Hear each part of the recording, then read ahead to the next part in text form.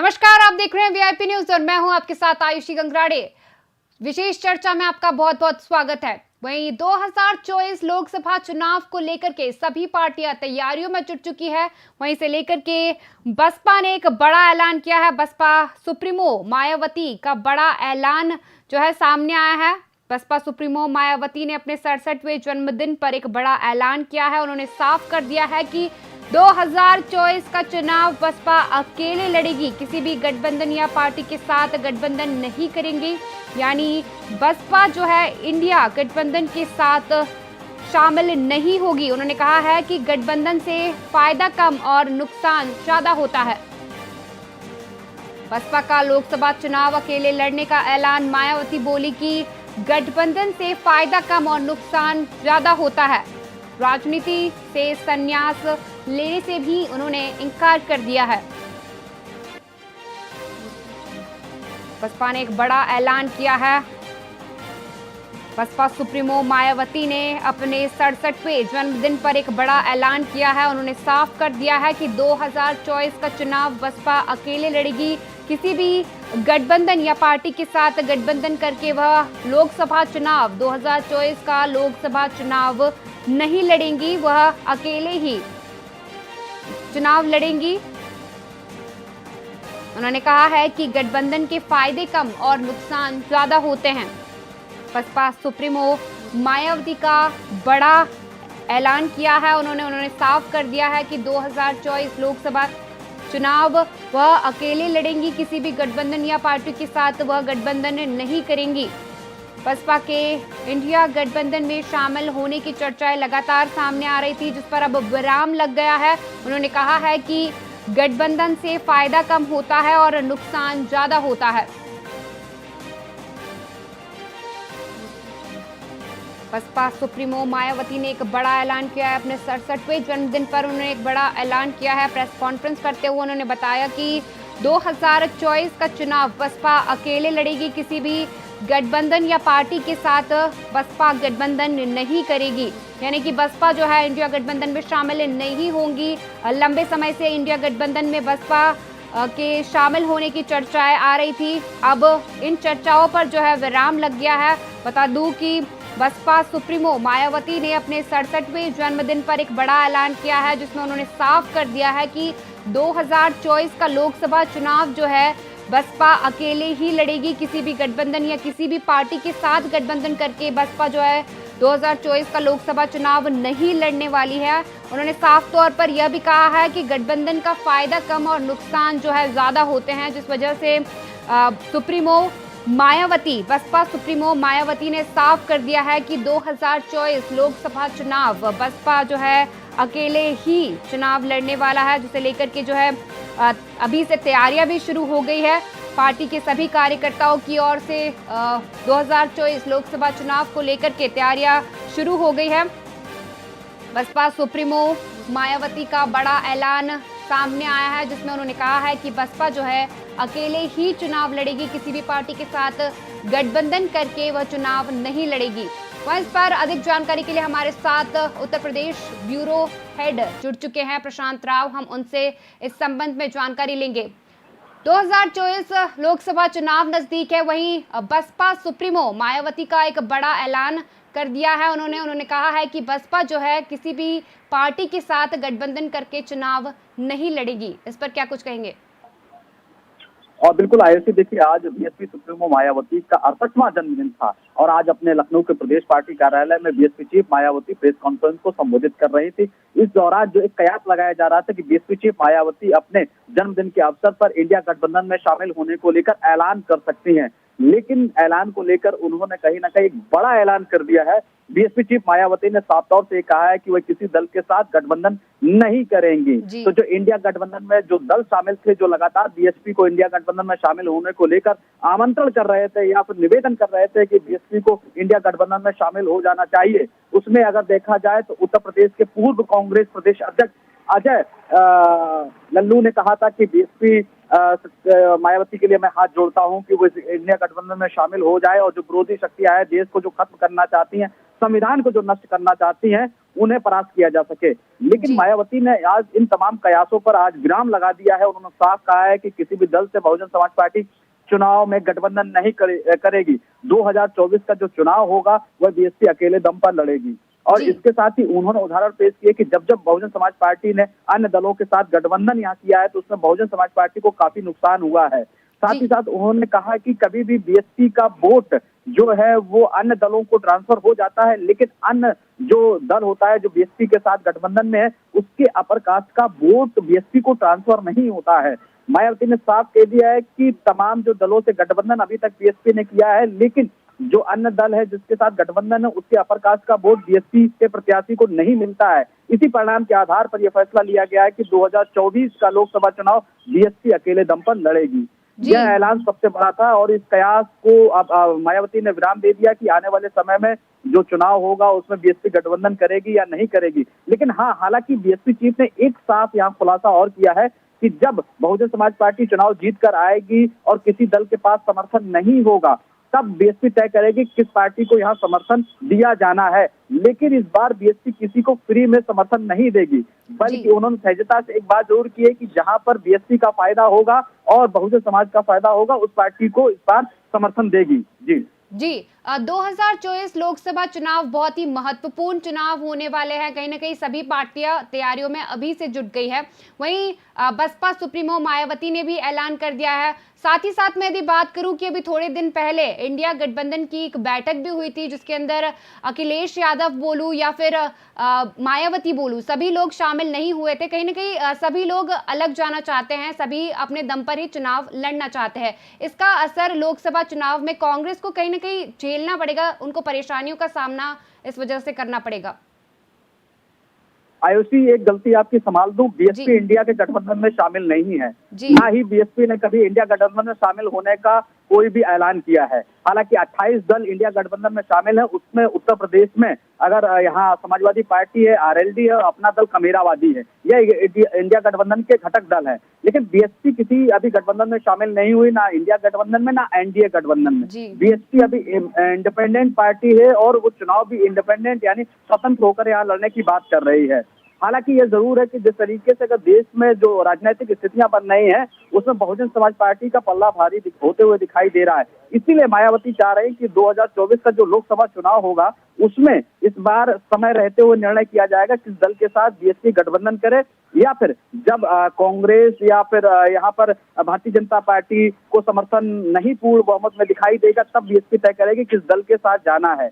हालांकि कहीं ना कहीं ये जरूर है कि जैसे कि राजनीतिक दल या फिर जो तमाम राजनीतिक विश्लेषक हैं वो अनुमान लगा रहे हैं अगर इंडिया गठबंधन में बीएसपी चीफ मायावती शामिल हो जाती हैं तो उनकी पार्टी का जो कोर वोट है 12.9%, वो अगर उस दल को मिल जाता है तो निश्चित तौर से इस बार भारतीय जनता पार्टी को हराने के लिए काफी होगा। लेकिन पूर्व में अगर देखा जाए कांग्रेस के साथ गठबंधन में बीएसपी को नुकसान ही हुआ है। इस परिणाम के साथ बीएसपी अब कांग्रेस के साथ गठबंधन करने को लेकर राजी नहीं है। 2019 के लोकसभा चुनाव में यहाँ समाजवादी पार्टी से उत्तर प्रदेश में गठबंधन था। यहाँ हालांकि बहुजन समाज पार्टी को फायदा हुआ, 10 सांसद उत्तर प्रदेश में जीत कर आए, लेकिन जो वोट का ट्रांसफर होना था वह नहीं हो पाया। जो उम्मीद लगाई गई थी 80 लोकसभा सीटों में कम से कम बहुजन समाज पार्टी और समाजवादी पार्टी गठबंधन कम से कम 40 लोकसभा सीटें जीतेगा, लेकिन वह जो इरादा था वो पूरा नहीं हो सका है। इसी परिणाम के आधार पर अगर देखा जाए कि बीएसपी अकेले दम पर चुनाव लड़ती है तो निश्चित तौर से लोकसभा के चुनाव में बीएसपी की अगर सीटें बढ़ती हैं तो उसमें कहीं ना कहीं कांग्रेस को नुकसान होता नजर आएगा। इसके साथ ऐसा नहीं भारतीय जनता पार्टी को भी नुकसान होगा, क्योंकि भारतीय जनता पार्टी की नीतियों से भी कई प्रदेशों में लोग नाराज हैं और जो दलित वोट बैंक कहा जाता है वो इसलिए भी बीएसपी को इस बार फिर एकत्र होकर मिल सकता है, क्योंकि जब पहली बार यहाँ पर दलित राष्ट्रपति के रूप में चुनाव लड़ाए जा रहे थे महामहिम पूर्व राष्ट्रपति रामनाथ कोविंद, उस समय भी बीएसपी की मायावती ने उनका समर्थन किया था। और इसके साथ ही जब महामहिम द्रौपदी मुर्मू का नाम यहाँ राष्ट्रपति के लिए आया था तब भी बीएसपी ने खुले भाव से द्रौपदी मुर्मू जी को यहाँ समर्थन किया था।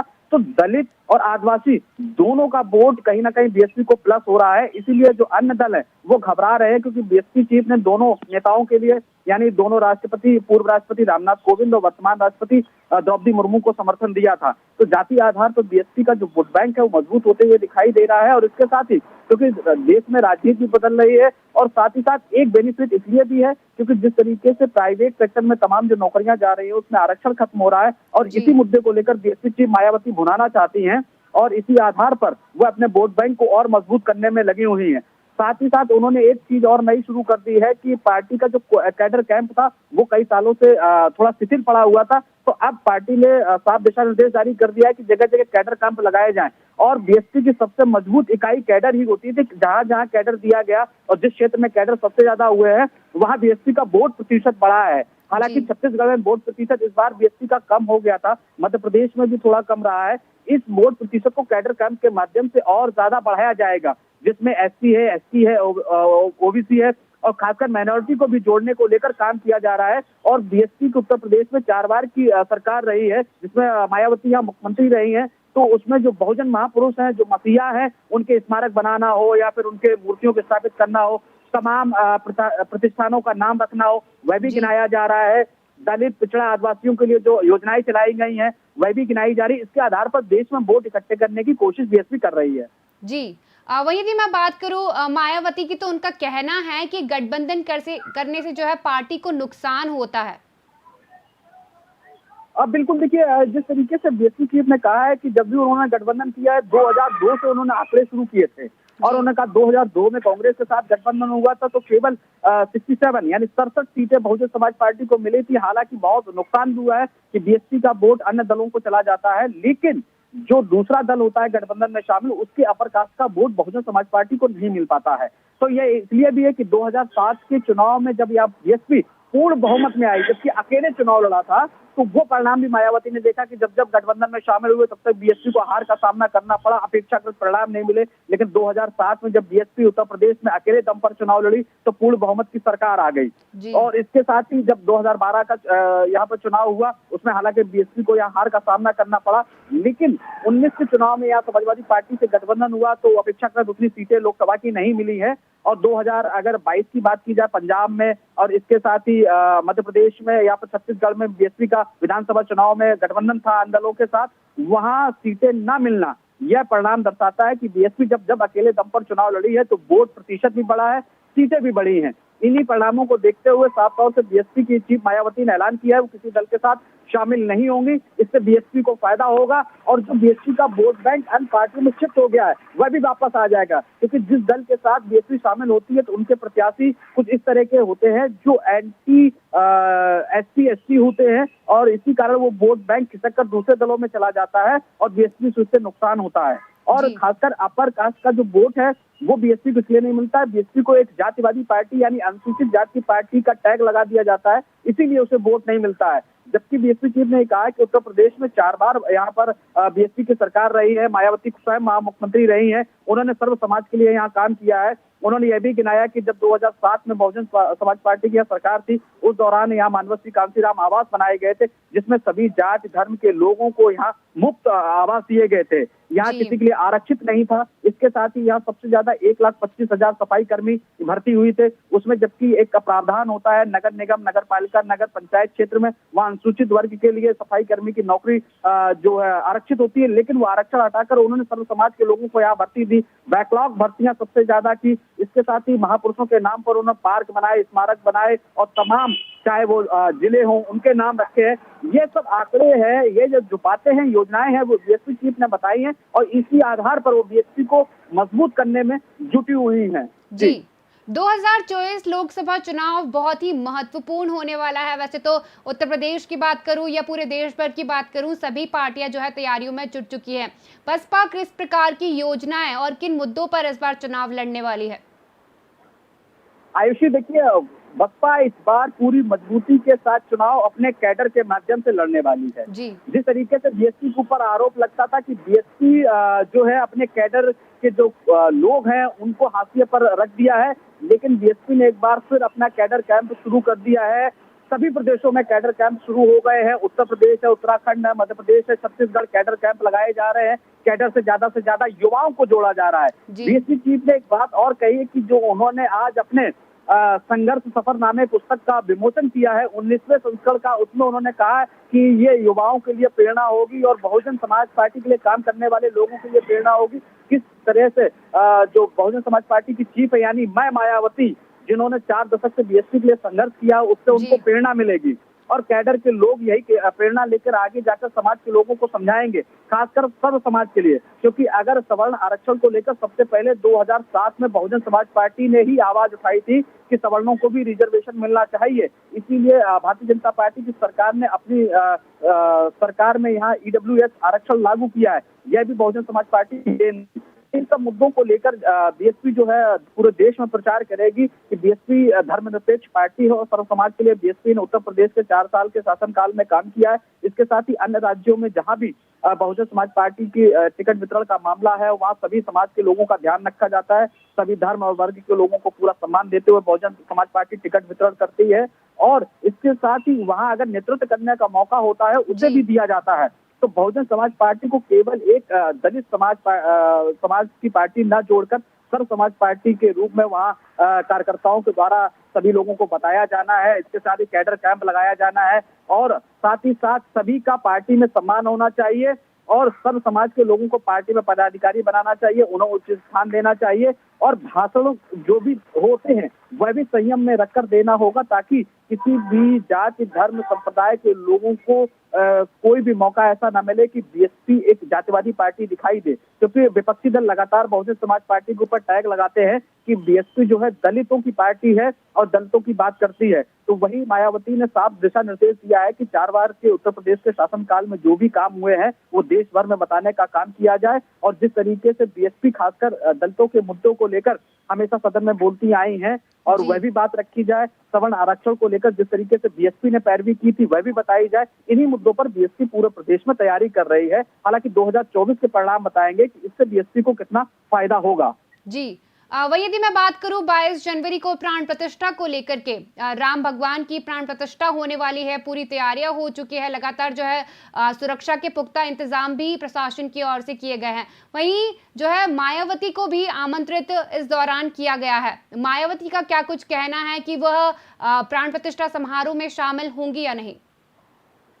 बिल्कुल, देखिए बीएसपी चीफ मायावती ने श्री रामलला की प्राण प्रतिष्ठा 22 जनवरी को जो अयोध्या में हो रही है, जो उनको निमंत्रण मिला है उन्होंने स्वीकार किया है। उसी के साथ ही उन्होंने साहर्ष कहा है कि मैं निमंत्रण देने वालों का आभार जताती हूँ और इसके साथ ही राम मंदिर का निर्माण कार्य पूरा हो रहा है, इसको लेकर सभी देशवासियों को बधाई। उन्होंने कहा कि मैं भी पार्टी के तमाम कार्यों में व्यस्त हूँ, लगातार पार्टी के तमाम कार्यक्रम हो रहे हैं जिसको लेकर मेरी व्यस्तता है, तय किया जाएगा आने वाले समय में। फिलहाल अभी 22 जनवरी दूर है। दूसरी बात उन्होंने एक तरीके से बड़ी दबी जुबान में कहा कि बीएसपी चीफ मायावती की राष्ट्रीय पार्टी की राष्ट्रीय अध्यक्ष, ऐसे में सुरक्षा का विषय सबसे महत्वपूर्ण होता है। 22 जनवरी को अयोध्या में तमाम वीआईपी रहेंगे, जिसमें खासकर अगर देखा जाए प्रधानमंत्री नरेंद्र मोदी, मुख्यमंत्री योगी आदित्यनाथ, इसके साथ ही कई देशों के राष्ट्राध्यक्ष भी इस कार्यक्रम में मौजूद रहेंगे, कई बड़े संत महंत मौजूद रहेंगे।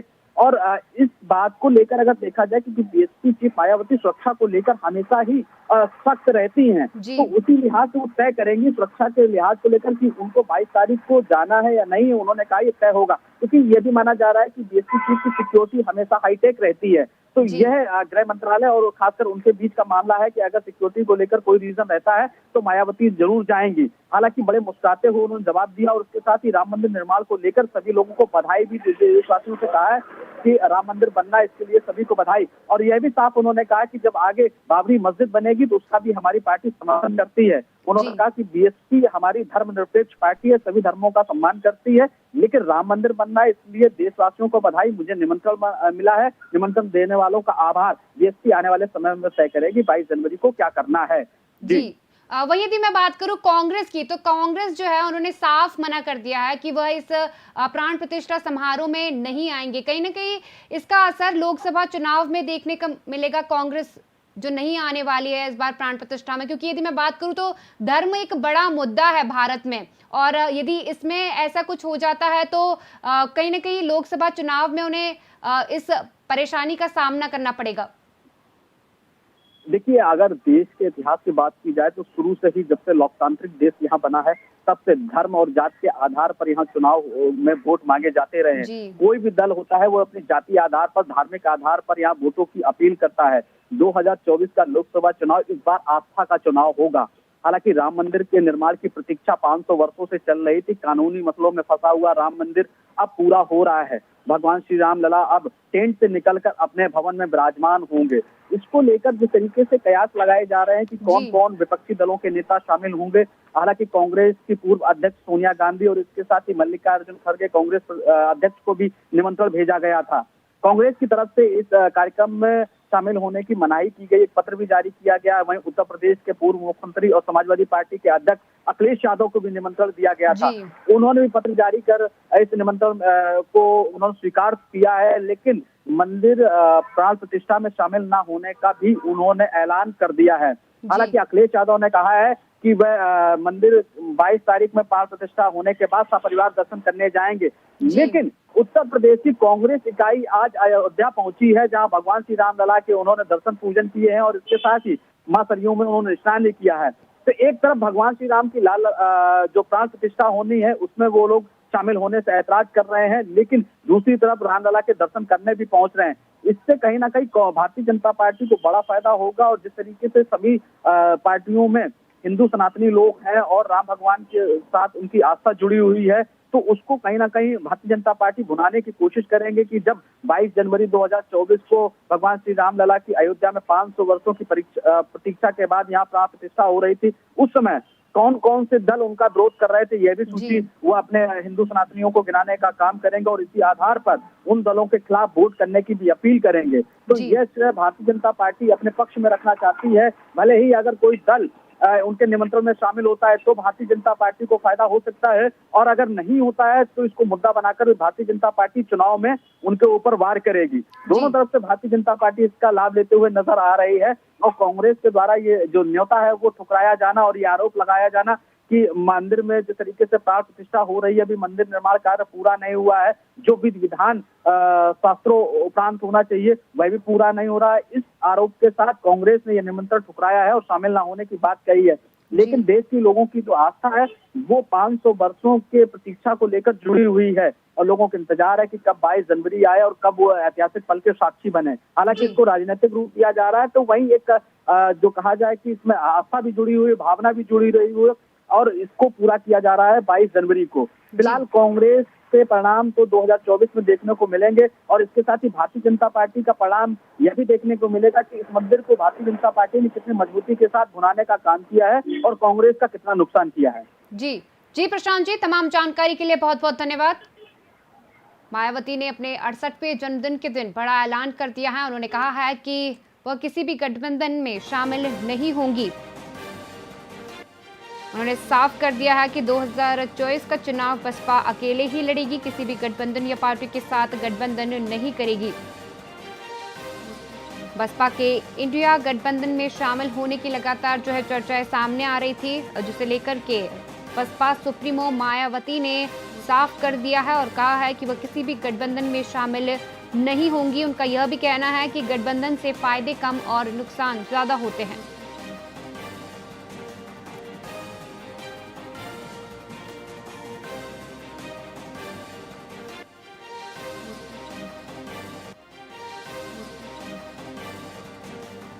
बसपा सुप्रीमो ने बड़ा ऐलान कर दिया है। उन्होंने कहा है कि वह किसी भी गठबंधन के साथ 2024 का लोकसभा चुनाव नहीं लड़ेंगी, वह अकेले ही इस चुनाव को लड़ेंगी। मैं बता दूं आपको कि इंडिया गठबंधन के साथ शामिल होने की लंबे समय से चर्चाएं सामने आ रही थी, जिसे लेकर के बसपा सुप्रीमो मायावती ने ऐलान कर दिया है कि वह किसी भी गठबंधन के साथ यह चुनाव नहीं लड़ेंगी। गठबंधन से चुनाव लड़ने से उन्हें नुकसान होता है, जिस वजह से उनका यह कहना है कि वह किसी भी गठबंधन के साथ चुनाव नहीं लड़ेंगी।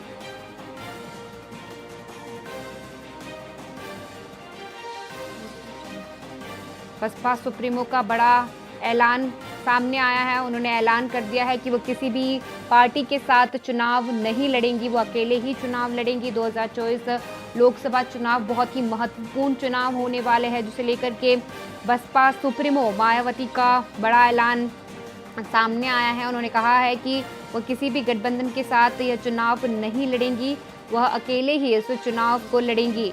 इसे लेकर के लगातार जो है वार पलटवार का दौर भी शुरू हो गया है। बसपा सुप्रीमो का कहना है कि गठबंधन करने से उन्हें काफ़ी नुकसान होता है, जिस वजह से वह अकेले ही इस चुनाव को लड़ेंगी। बसपा का लोकसभा चुनाव अकेले लड़ने का ऐलान। मायावती बोली, गठबंधन से फायदा कम, नुकसान ज्यादा होता है। राजनीति से संन्यास लेने से भी इनकार कर दिया है। उन्होंने यह साफ कर दिया है कि 2024 का चुनाव बसपा अकेले ही लड़ेगी, किसी गठबंधन या पार्टी के साथ गठबंधन नहीं करेंगी। बसपा के इंडिया गठबंधन में शामिल होने की चर्चाएं लगातार आ रही थी, जिस पर विराम लग गया है। उन्होंने कहा है कि गठबंधन से फायदा कम और नुकसान ज्यादा होता है। प्रेस कॉन्फ्रेंस करते हुए मायावती ने जानकारी दी है और कहा है कि बसपा लोकसभा चुनाव अकेले ही लड़ेगी। साथ ही इसे लेकर के मायावती का कहना है कि गठबंधन से फायदा कम होता है और नुकसान ज्यादा होता है। साथ ही साथ उन्होंने राजनीति से संन्यास लेने से भी इनकार कर दिया है। बसपा सुप्रीमो मायावती ने अपने 68वें जन्मदिन पर एक बड़ा ऐलान किया है। उन्होंने साफ कर दिया है कि 2024 का चुनाव बसपा अकेले ही लड़ेगी, किसी भी गठबंधन या पार्टी के साथ गठबंधन करके वह चुनाव नहीं लड़ेगी। साथ ही साथ मैं आपको बता दूं कि बसपा के इंडिया गठबंधन में शामिल होने की चर्चाएं भी सामने आ रही थी, जिस पर विराम लग गया है। उनका कहना है कि गठबंधन में फायदा कम होता है और नुकसान ज्यादा होता है।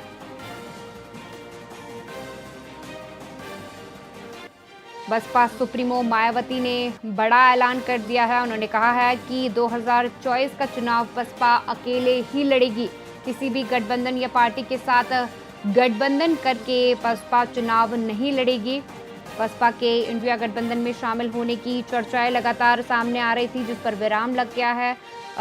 साथ ही साथ सुप्रीमो जो है मायावती, बसपा सुप्रीमो मायावती, उन्होंने साफ कर दिया है कि गठबंधन से उन्हें फायदा कम होता है और नुकसान ज़्यादा होता है, जिस वजह से लोकसभा चुनाव 2024 का वो अकेले ही लड़ेंगी, किसी भी पार्टी के साथ गठबंधन करके वह चुनाव नहीं लड़ेंगी।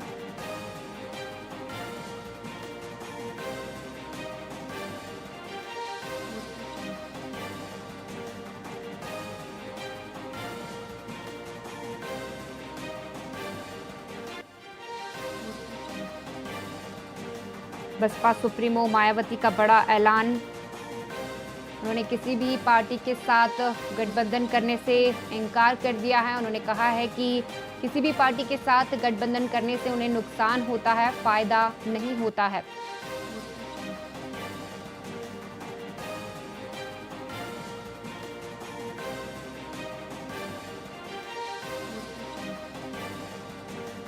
बसपा सुप्रीमो मायावती ने बड़ा ऐलान किया है।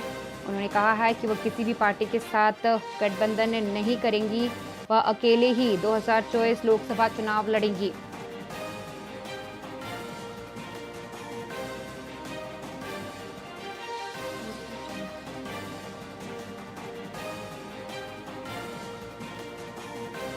तो 2024 लोकसभा चुनाव को लेकर के सभी पार्टियां तैयारियों में जुट चुकी है। तो वहीं आज अपने 68वें जन्मदिन पर बसपा सुप्रीमो मायावती ने प्रेस कॉन्फ्रेंस की है और यह साफ कर दिया है कि वह किसी भी गठबंधन के साथ चुनाव नहीं लड़ेंगी, वह अकेले ही 2024 का लोकसभा चुनाव लड़ेंगी।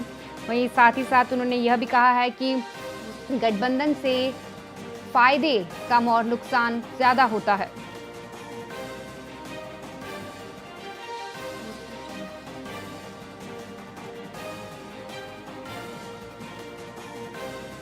वहीं आज मकर संक्रांति का पर्व है और मकर संक्रांति को लेकर के पूरे देश भर में जो है धूम मची हुई है। मकर संक्रांति को सर्दी के अंत का प्रतीक माना जाता है। इस दिन से दिन बड़े हो जाते हैं और रातें छोटी हो जाती है।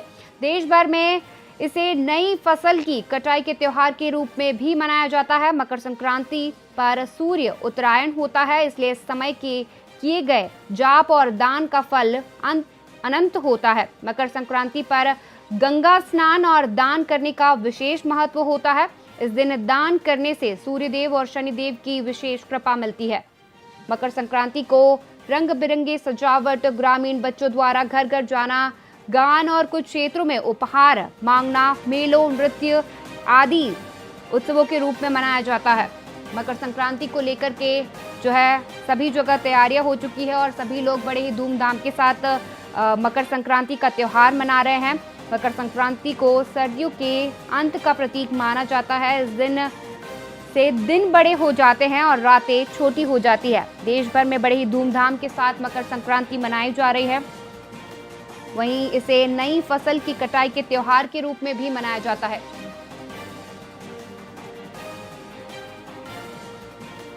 वहीं इस पर अधिक जानकारी के लिए हमारे साथ हमारे संवाददाता नरेश तोमर जुड़ चुके हैं। हम उनसे इस मामले को लेकर के जानकारी लेंगे। मकर संक्रांति का पर्व है और बड़े ही धूमधाम के साथ देश भर में मनाया जा रहा है। वहां पर क्या कुछ देखने को मिल रहा है? देखिए आशी, आपको बता दें कि धमनोरी हरिद्वार में लगातार 2 दिनों से देखे काफी श्रद्धालु हल्की पौड़ी सहित अन्य घाटों पर स्नान करते नजर आ रहे हैं। हालांकि मकर संक्रांति आज है, लेकिन हरिद्वार में जो भीड़ कल थी उसके मुकाबले आज भीड़ कुछ कम दिखाई दी। लेकिन सर्दी पर भी आस्था का जो सैलाब है, माँ गंगा में जो लोगों की आस्था है वो भारी पड़ता हुआ नजर आ रहा है। जिससे इस समय देखिए कड़ाके की सर्दी उत्तराखंड में पड़ रही है और हरिद्वार में घना कोहरा। मेरे पीछे आप देख भी सकते हैं गंगा जी किनारे कितना कोहरा है, काफी ठंड यहाँ पर है। लेकिन फिर भी जो श्रद्धालु है लगातार गंगा के में स्नान करके आज मकर संक्रांति को मनाया गया और कहते हैं कि माँ गंगा में जो आस्था रखता है और आज के दिन जो गंगा में स्नान करता है 7 जन्मों के उसके पापों से मुक्ति मिलती है। काफी अहम ये स्नान होता है। भगवान सूर्य और शनि से जुड़ा ये स्नान है, जिस पर शनि की 7.5 होती है। वो भी आज शनि को दान करे और शनि की भगवान की प्रार्थना करे तो उसको कष्टों से मुक्ति मिलती है। वही सूर्य भगवान का आज उतरायण होता है और जिस तरह से आज मकर राशि में प्रवेश करते हैं तो कहीं ना कहीं गंगा में स्नान करने से आयुषी कई राशियों पर इसका फर्क दिखाई देता है। काफी अहम माना जाता है। कहते हैं आज के दिन जो लोग गंगा में स्नान कर सूर्य को जल देते हैं उनके पितरों की शांति होती है। आज के दिन दान का काफी महत्व आयुषी माना जाता है। आज के दिन तिल का दान, काले तिल का दान विशेषकर बताया गया है कि जो काले तिल का दान करता है उसके शरीर कष्ट दूर होते हैं। पितरों के शांति निमित्त भी आज का दिन बड़ा महायोग माना जाता है। काली दाल और चावल का खिचड़ी का दान अगर किया जाता है तो वो भी काफी अहम माना जाता है। तिल के साथ गुड़ का भी आज दान अगर करे और पीपल पे शाम को दिया जलाए तो उससे शनि भगवान प्रसन्न होते हैं और शनि भगवान प्रसन्न होने के साथ साथ शनि की जो साथी होती है वो खत्म होती है। तो काफी अहम मकर संक्रांति का स्नान माना जाता है। और देखिए तो धमनोरी हरिद्वार में प्रशासन ने भी काफी समुचित व्यवस्था यहाँ पर की हुई थी। आज मकर संक्रांति के स्नान को 7 जोन 17 सेक्टर में बांटा गया था। पुलिस प्रशासन लगातार हरकी पौड़ी के तमाम घाट सहित सबके मुख्य दिखाई दे रहा था। साथ ही आज भारी वाहनों का प्रवेश भी धमनोरी हरिद्वार में बंद किया हुआ है। तो निश्चित देखा जाए काफी अहम ये स्नान हरिद्वार में रहा। जी आयुषी जी, मकर संक्रांति पर गंगा स्नान बहुत ही महत्वपूर्ण माना जाता है और बड़ी संख्या में लोग जो है गंगा नदी पहुंच रहे हैं और स्नान कर रहे हैं, हरिद्वार पहुंच रहे हैं और गंगा नदी में डुबकी लगा रहे हैं और कहीं ना कहीं दान और पुण्य करने की लगातार जो है उनकी कोशिश जो है जारी है। वहीं यदि मैं बात करूं इसे लेकर के प्रशासन की, तो प्रशासन ने भी पुख्ता इंतजाम कर रखे हैं। किस प्रकार से प्रशासन वहां पर सतर्क बना हुआ है? इसमें देखिए मेले को सफल बनाना क्योंकि साल का पहला आयुषी पहला मेला है, पहला गंगा स्नान है और काफी दूर दूर से जो शिव भक्त है और आज सोमवार का दिन भी है तो काफी आस्था का सैलाब हरकी पौड़ी से सहित अन्य घाटों पर दिखाई दिया। तो प्रशासन ने निश्चित रूप से भारी व्यवस्था यहाँ पर की हुई थी। जिस तरह से देखे यातायात के दौरान जाम न लगे, इस चीज से निपटने के लिए प्रशासन ने जो है भारी वाहनों का प्रतिबंध लगा दिया था। इसके साथ ही स्थानीय लोगों को दिक्कत न हो इसके रूट डाइवर्ट भी यहाँ पर किया गया था। और आज हम देखे तो यातायात पुलिस लगातार रोडों पर खड़ी हुई दिखाई दी। इसके साथ ही प्रशासन ने इस मेले को 7 सेक्टर में बांटा था। कई जिले की पुलिस आज धमनोरी हरिद्वार में दिखाई दी और इस स्थान को संपर्क करने के लिए एसएसपी हरिद्वार प्रेमेंद्र डोभाल खुद हरकी पौड़ी में मौजूद है। कई आला अधिकारी अन्य घाटों पर मौजूद है। कई सीओ जो सेक्टर में बनाए गए थे वो भी स्थान को संपन्न कराने के लिए आज अन्य घाटों पर निश्चित से देखा है प्रशासन ने काफी अहमता के साथ आज मकर संक्रांति का स्नान संपन्न कराया। पिछले 2 दिनों से लगातार धमनोरी हरिद्वार में लाखों लोगों ने गंगा में स्नान किया है, डुबकी लगाई है। आस्था का सैलाब सर्दी पर भारी पड़ा तो निश्चित प्रशासन ने बहुत बड़ी कामयाबी साल के पहले सप्ताह में हासिल की है। जी जी। वही यदि मैं बात करूँ मकर संक्रांति की, तो हर जगह पर जो है मकर संक्रांति अलग-अलग तरीके से मनाई जाती है। उत्तराखंड में अलग तरीके से मनाई जाती है, गुजरात में अलग तरीके से मनाई जाती है। वहीं पतंग उड़ाने का जो है बड़ा ही विशेष महत्व होता है इस दिन। इस पर क्या कुछ कहेंगे? देखिए, ऐसी निश्चित रूप से देखिए पतंग का सीधा मतलब होता है कि भगवान सूर्य से होता है, क्योंकि जब आदमी पतंग उड़ाता है तो उसकी ज्यादा से निगाहें जो सूर्य की तरफ जाती है और आसमान पर जा देता है। जितना वो सूर्य को आज के दिन जो भी देखता है उसकी सभी मनोकामना पूरी होती है, कि भगवान सूर्य की आज तो अलग ही कृपा प्रत्येक व्यक्ति पर होती है, क्योंकि आज के दिन से सूर्य जो है मकर राशि में प्रवेश करता है। मकर क्रांति स्नान को आ जाता है। उत्तर भारत में खिचड़ी के रूप में इसको मनाया जाता है। आज के दिन प्रत्येक घर में खिचड़ी बनती है, उसी से भगवान को भोग लगता है। सभी मंदिरों में, हरिद्वार के सच्चे मंदिर थे, सभी जगह आज के भंडारे में खिचड़ी का भंडारा लगा और सभी मंदिरों में आज खिचड़ी का भगवान को भोग लगा। भगवान शिव का आज सोमवार है और आज के दिन ऐसा माना जाता है कि शिव और सूर्य दोनों से जो है काफी अहम रखते हैं। और हरिद्वार में भगवान से जैसे कलगढ़ में शिव है, तो इससे देखा जाए तो हरिद्वार में आस्था का जो सैलाब है शिव को आधा भी मानते हैं, क्योंकि भगवान शिव की ससुराल हरिद्वार में है। और आज जिस तरह से मकर संक्रांति का स्नान हुआ, इसको लेकर कहते हैं कि आज के दिन पतंग उड़ाना भी काफी अहम माना जाता है। हम देखें तो उत्तर भारत के कई जिलों में आज के दिन पतंग काफी लोग उड़ाते हैं। जी, तमाम जानकारी के लिए बहुत बहुत धन्यवाद। लगातार जो है मकर संक्रांति का पर्व बड़े ही धूमधाम के साथ पूरे देश भर में मनाया जा रहा है। वहीं दान पुण्य का भी आज बड़ा ही महत्व होता है, जिसे लेकर के लोग दान पुण्य कर रहे हैं और पुण्य कमा रहे हैं। मकर संक्रांति को सर्दी के अंत का प्रतीक भी माना जाता है। इस दिन से दिन बड़े हो जाते हैं और रातें छोटी हो जाती है। देश भर में इसे नई फसल की कटाई के त्योहार के रूप में भी मनाया जाता है। मकर संक्रांति पर सूर्य उत्तरायण होता है, इसलिए इस समय किए गए जाप और दान का फल अनंत होता है।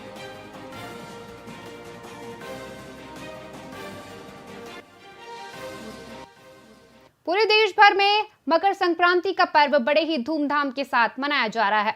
वहीं यदि मैं मायावती की बात करूं, तो मायावती ने अपने 68वें जन्मदिन पर बड़ा ऐलान कर दिया है। उन्होंने कहा है कि वह किसी भी गठबंधन के साथ शामिल नहीं होंगी और अकेले ही 2024 लोकसभा चुनाव लड़ेंगी। फिलहाल की विशेष चर्चा में इतना ही। बने रहिए VIP न्यूज के साथ। नमस्कार।